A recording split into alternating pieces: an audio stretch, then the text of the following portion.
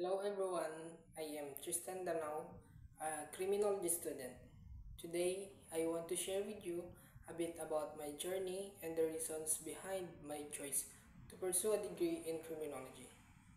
Growing up, I always dreamed of becoming a police officer. The idea of serving my community and upholding the law filled with me, sense of purpose and excitement.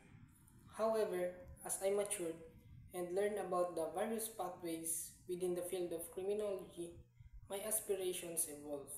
Now, my focus has shifted toward becoming a Bureau of Fire Protection or BFP officer. This decision stemmed from my desire to contribute to public safety in a different yet equally important way.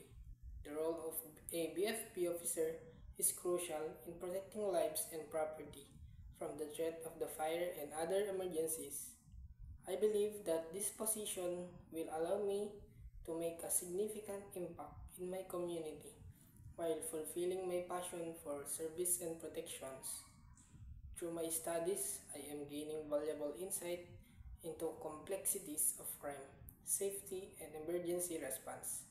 I am excited about the opportunities that lie ahead and the difference I can make as a BFP officer.